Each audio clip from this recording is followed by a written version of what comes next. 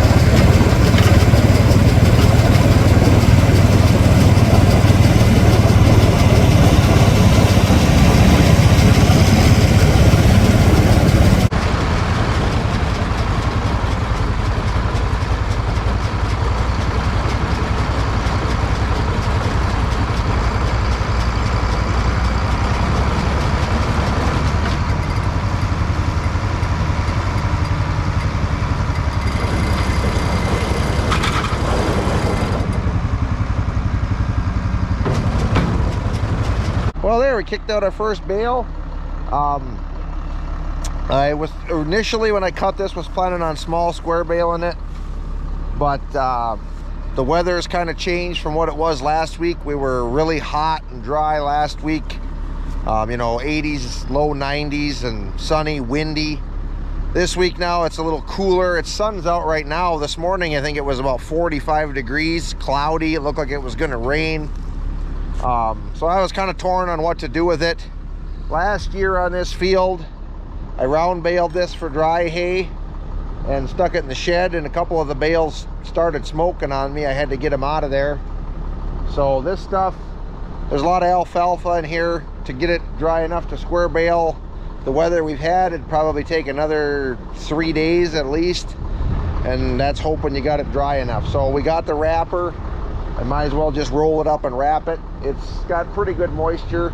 I think it's, you know, it's less than 50%, I would say, but it's hard to tell. Places where it's real heavy, when I raked it this morning, there was pretty much all green coming up. So but it definitely should make some good feed, and I think this is going to be the best way to get the best quality feed out of it, because it's not going to get any moldy hot spots or anything like if you would put it in the barn, and you don't want to burn the barn down either. So and I'm using the New Holland. It's an 853 chain baler.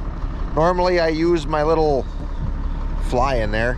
Normally I use my little international baler that I've got for the baleage, but I got to do some adjusting on that one for the heavier bales. Last year I was having some trouble. It didn't want to kick them out, like the floor belts were sagging too much. So I got to see about tightening them or whatever. I've used this baler for baleage in the past and it works fine. I just got the other one because I thought it would be less wear and tear on this one. But this one handles it just fine too. So that's the one we're going to go with. Got the 1066 on it. Got back stretching their new rubber out on that one and see how that goes. It seems to be working pretty good, so we're gonna keep baling and see if we can get this wrapped yet today.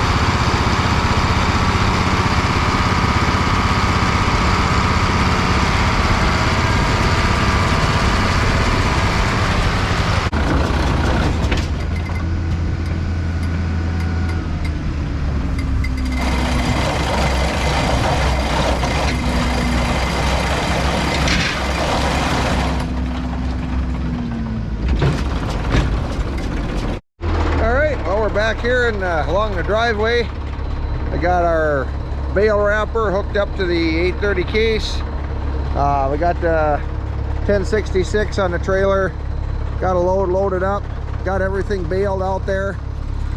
My brother Paul loaded them. He said they actually weren't bad. I wasn't sure. I baled them a little small because I didn't want them to be too heavy, because if I can't lift them with the skid steer, then we're kind of stuck. So I probably could have baled them bigger. Some of the ones in the middle of the field I did make bigger just because that hay seemed like it was getting a little bit drier.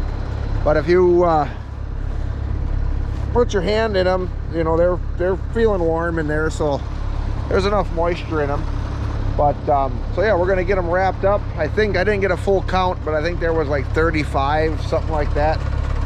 So and there's our wrapper. It's an RB 200 Anderson, just an individual wrapper on the 3-point. Works pretty well, so we're gonna get wrapping.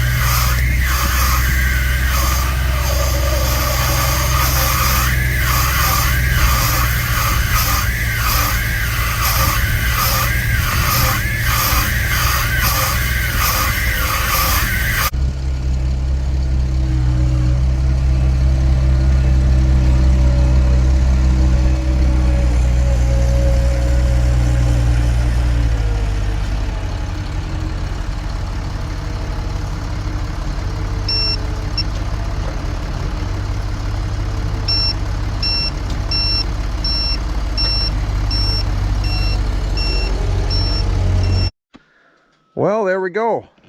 It's all wrapped up. I was going to mention too, with this wrapper, you probably saw Justin would run up with a knife and cut the wrap after every bale.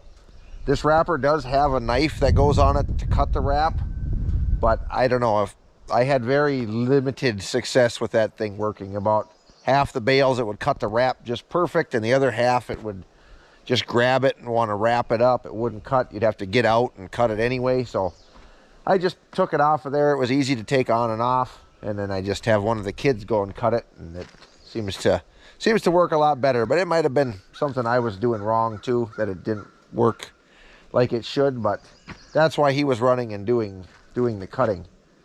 Other than that, like I said, everything went good. It should be some really nice feed. Seemed to have pretty decent moisture in it. It was a little bit drier than I thought it was going to be, but it still seemed to have plenty of moisture. You could feel it starting to, you could even smell it a little bit starting to ferment. You could feel it heating up a little bit in the bale, so that went really well. So anyway, and I'm probably going to have some more to wrap.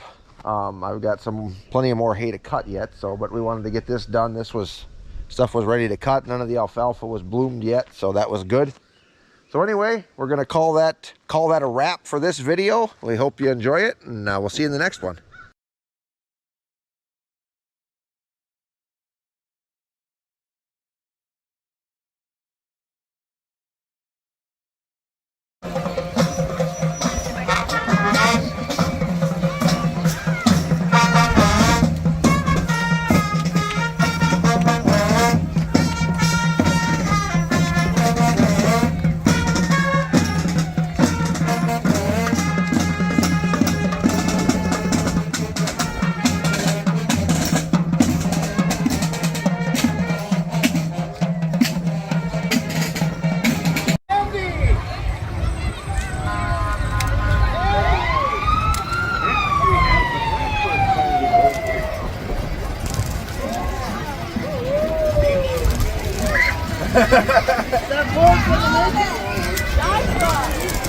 Jordan!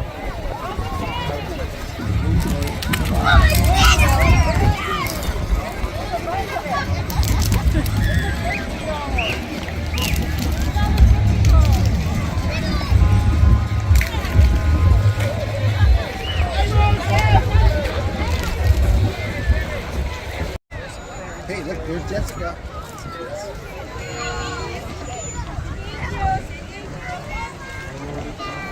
Jessica! Here's some crayons. I know you need these. Got some crayons.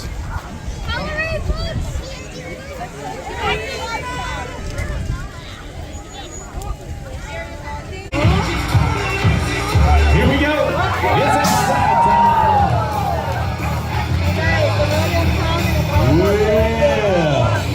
Yeah. Oh. Man, first man out. No score.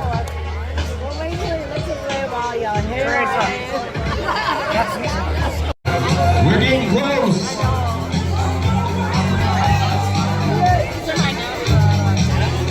He said, I like it there. Let's do it.